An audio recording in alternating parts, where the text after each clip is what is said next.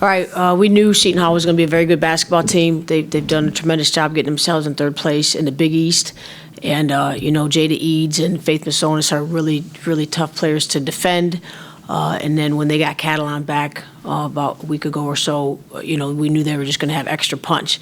And so very tough game as expected. And then when and this happens to us, when we have difficulty scoring the basketball, it's just going to be hard. It's just going to be hard. And I think it was a combination of great play by Seton Hall and then us having some struggles scoring the ball from the floor. Questions for Taylor? Taylor, what's it been like adjusting to Big East play? I think it's been a smooth transition for me. I have a positive team surrounding me, positive coaches. So just being around that atmosphere, it has nothing but to be a smooth transition. Taylor, you carried the offensive load and also had to match up against Jada. Can you speak on that? I could say she was very tough to defend. I give her props. But I'm also tough to defend, so, hey. How did you try to guard her? We were trying to go over the ball screen, so we might have struggled a little bit, but, yeah. Physical, you were good.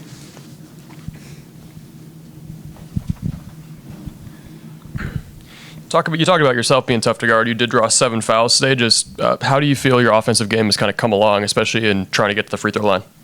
Just being aggressive in transition in our offensive sets. What we try to do is draw fouls and knock down free throws. Anything else for Taylor? Thank you. See, you handled it. Good job. We had Coach Bruno in the building today. What was it like having him in the building?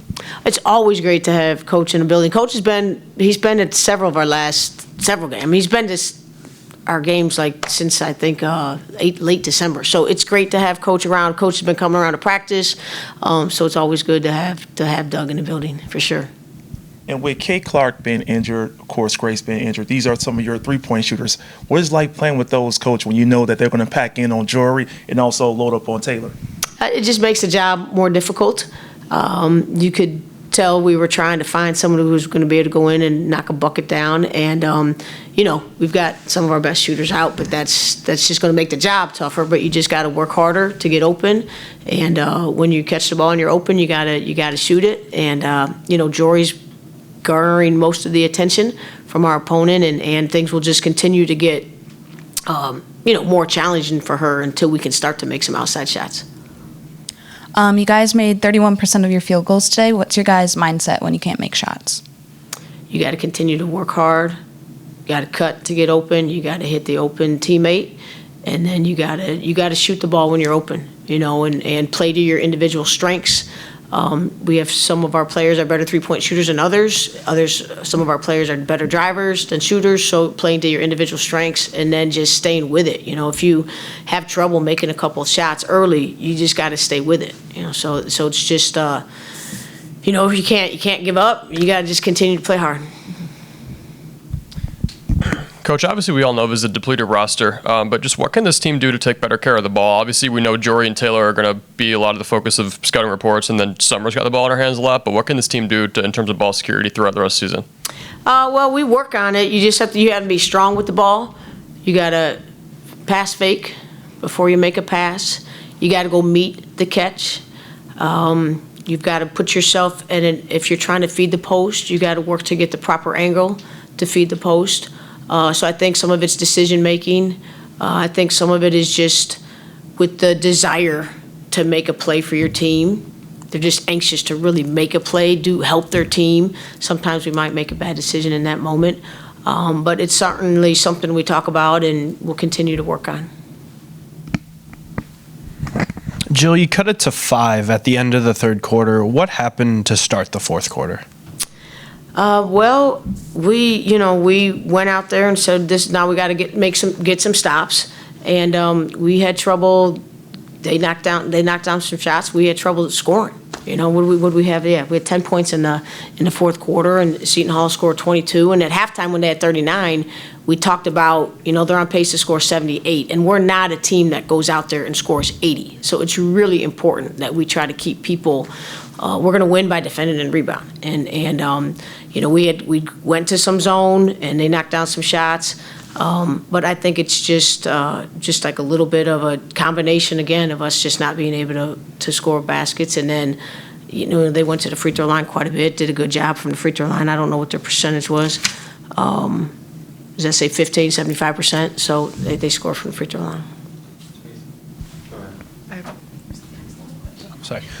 And then, Jill, with Allie, she participated in pregame shoot-around. How soon do you expect to kind of have her back in the fold? It's hard to determine, you know, until these players can get in full contact, 5-on-5 contact. That hasn't happened yet. It's hard to predict when they're going to be able to play. Yeah, but there's a progression they have to make, and until they're in 5-on-5 contact, can't even consider being able to play.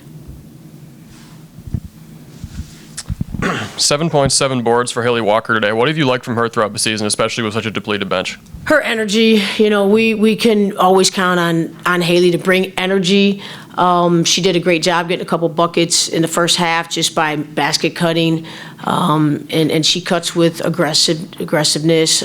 She's active on the glass, so it's just her playing to her strengths. You know, we'd say play to your strengths. You know, for Haley, that's hitting the glass, it's making baskets cuts, it's setting great screens, and she did that in a very good way. You know, but when we get to a point where we need buckets, then and they went zone, right? So Seton Hall went zone. So we gotta try to. We're still trying to get the ball inside, but we also got to be able to hit a perimeter shot. Haley's strengths are in the paint. You know, not necessarily from the 3-point line. You got one more out? One more, Coach Forty. Today, of course, a celebration of women in sports. Can you talk about what that means to you, just knowing that all you've been through with sports? Yeah, I mean, it's great that we celebrate Girls and Women in Sports Day, and I think for young athletes, it's great for them to realize we want to celebrate them being involved in athletics. And in addition to the Women in Sports Day, we also had Alumni Day today, so any of our alumni that came back, it was great to see them. It's always great to see our alums.